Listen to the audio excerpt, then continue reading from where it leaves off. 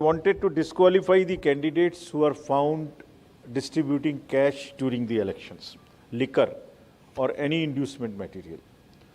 One of the parties complained that parking of the cash is already taking place, so act on that straight away. Basically, this was all about curbing the misuse of the money power in the elections here. Process-wise, they said that the machinery, bureaucratic machinery, needs to be impartial.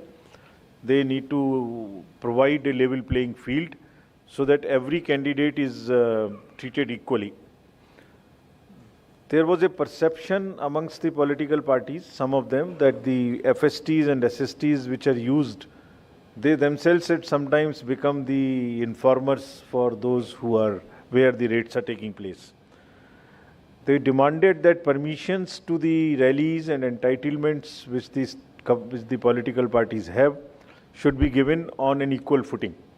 It should not be discriminated. That again the point which relates to the level playing field. They said observers should be deployed from outside the state. They further said that with observers, their phone numbers, where would they meet, their fixed timing should be available so that political parties can go and meet the observers. CCTV cameras should be put maximum possible, to the extent maximum possible, on the polling booth.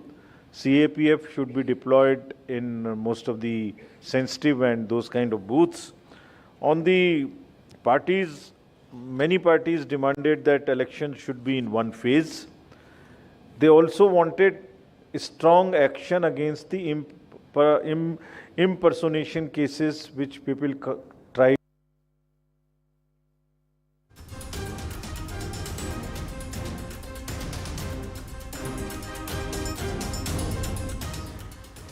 We have had a detailed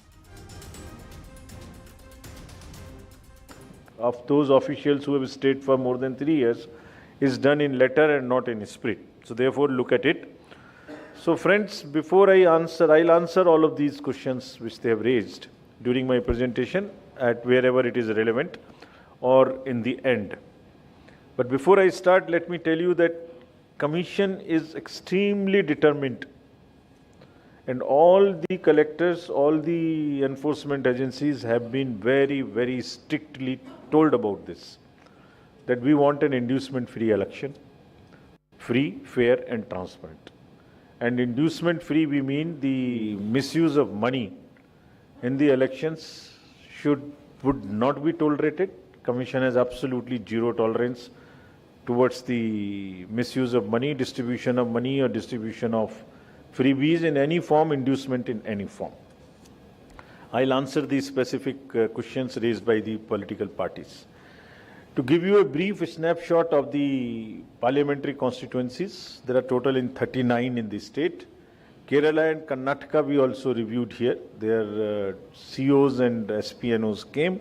They have, as you are aware, 20 and 28. Next. Overview of electors. 6.19 crore electors, and a very happy trend is that female voters are more than the male voters. And we appeal to them to even surpass the male voters when they come voting. There are 8,294 transgenders. And persons with disability, we took a special drive so that all the persons with disability get into our electoral roll. We earmark them so that we can give them facilities. They are 4.33 lakhs, 14.66 lakhs very, very senior citizens. And the voters in the age of 20 to 29 are 1.08 crores. And friends, you would again be happy to know that first-time voters, with a special emphasis was there, we enroll our young voters. So between 18 and 19, there are 9.18 lakh voters who are between 18 to 19 age group. If we come to the inclusiveness of the election, electoral gender ratio is 1036. As I mentioned, it is very favorable. And there are more than 205 ACs, assembly constituencies, where this ratio is more than 1,000. Even in 18 to 19 years voters, there are girl voters who are 4.47 lakhs. So this is the inclusiveness in terms of the women, focus on women. When we come to the next inclusive issue, that is the youth. So we appointed designated, dedicated AEROs for the colleges, and because of this, there are 5.26 lakhs first-time voters in Tamil Nadu. So much so that we have got 65,000 advance applications. These advance application means whose age is not still 18 as on 1/1/2024. So whosoever is completing the 18 years age during this entire year of 24 has also given us advance application. This is what we have made them enable. And of these 65,000, whosoever completes the age of 18 years by 1st April, that is the qualifying date, he will become entitled to vote. So that's the, even who's becoming 18 on the 1st of April will get the chance to vote.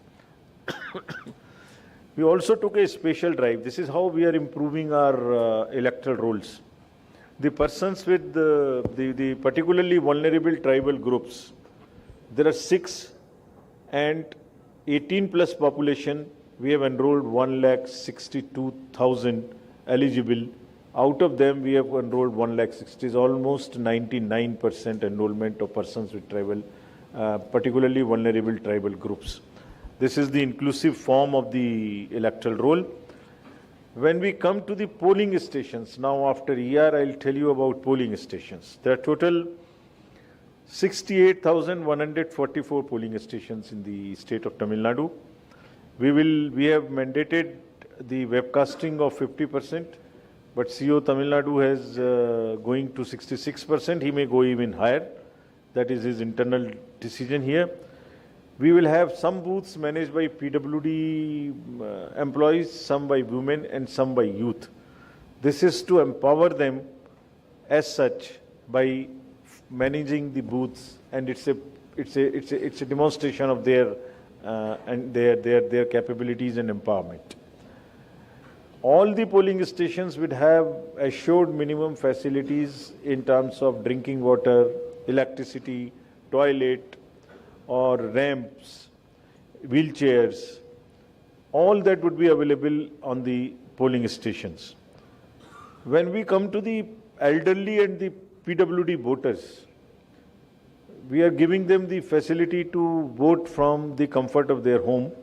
They need to apply Form 12D within 5 days of the notification.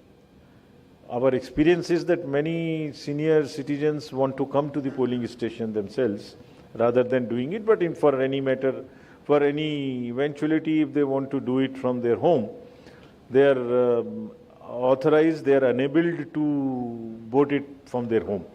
And similarly, the persons with disability, there is an application of the commission called Saksham. They can book their voting straightway from there and the kind of facilities this they want on the day of voting. Friends, I'll now come to the enablement through the IT applications.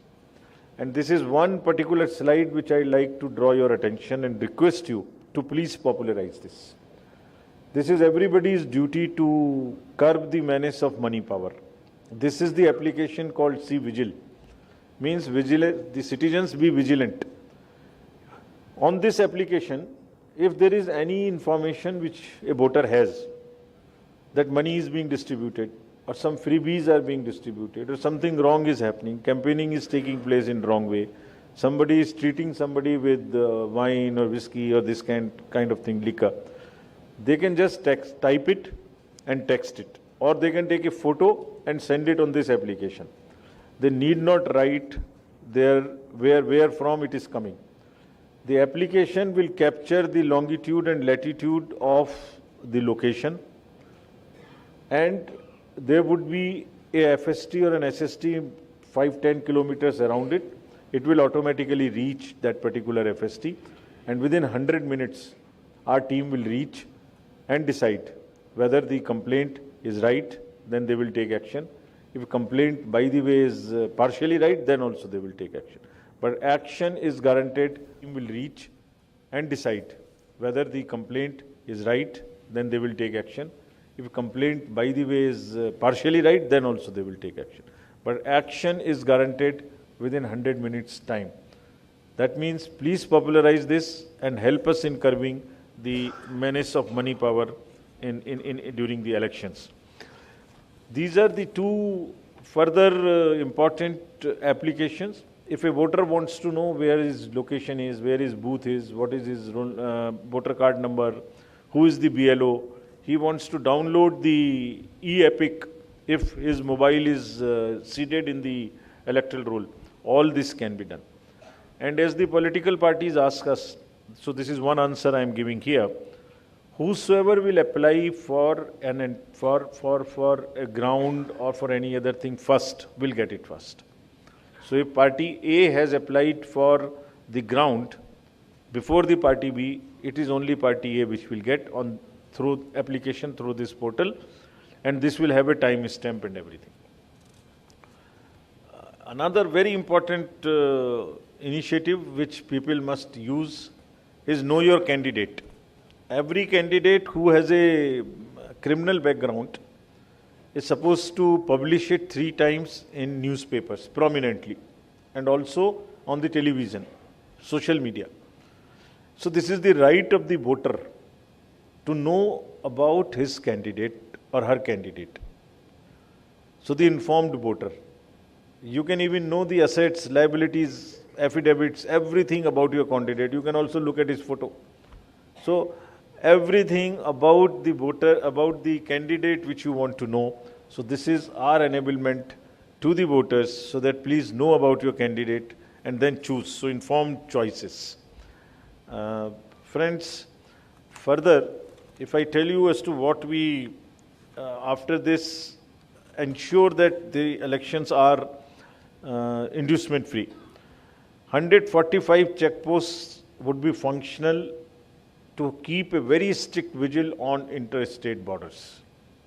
The borders with Karnataka, Andhra, it would be all Kerala.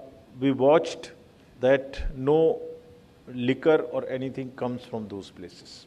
And also it checks while going. So how would we do it? We met the enforcement agencies today, state police, excise, DRI, banks, airports, railways, RPF, GRP, narcotics, everyone together, airport authority, so that the teams can be made and people do not work in silo. And what did we direct them? So this is again answering to what the political parties raised. Everyone has been directed to take extremely stringent action if there is any case of distribution of money anywhere. They have actually been asked to be extremely vigilant and allow money not to flow from one place to another place. They have also been directed that if money has already been stacked somewhere before the election and things like coupon and all people are working, please be smart and catch them. Similarly, liquor and freebies, GST and others will keep strict watch on e-way bills and also on the godowns that FMCGs, the fast-moving consumer goods like cookers and sarees and all those stuff, there is no unnecessary spurt in the demand and people do not use them. The agencies have also been directed that it is not that they take action against smaller fellows who are handling this money or who are handling the freebies. Rather, they must establish forward and backward linkages and see who is behind it and book the kingpins. The vigil will be kept on transfers through the online ballots also. Banks will also keep a watch on who is drawing the money, who is doing what. We want to have absolutely zero tolerance towards any kind of misuse of money. Banks have also been told that the vans which carry cash to load into the ATMs and from chest to chest should not be allowed to move after the designated time, which is around 5 o'clock in the evening. Because these vans with the private vendors can also be used camouflaged to carry the cash. So the ambulances, these cash dispensing vans are all will be under strict watch. All the airports and the airstrips which are under CISF or otherwise like Salem and all would also be all the time under watch for any kind of smuggling of gold or this that. Even the Coast Guard will keep a strong watch on the smuggling part. Their coordinated teams of the excise, police, transport, forest, which will be on the roads to see that the money and all inducement related items are not really circulated. They will all now submit the weekly reports so that we can monitor. They are all being brought into a application again which has been made called the ESMS, Expenditure Management System, Expenditure Seizure Management System. That will also bring all the enforcement agencies, central and state, together, and then their reports weekly would be analyzed. We very strictly directed the DMs and SPs and all the IGs and ADGs, police commissioners, that they have to provide level playing field. If there is any moment we come to know that the level playing field is not being provided, it is partial, will come down extremely heavily on all of them.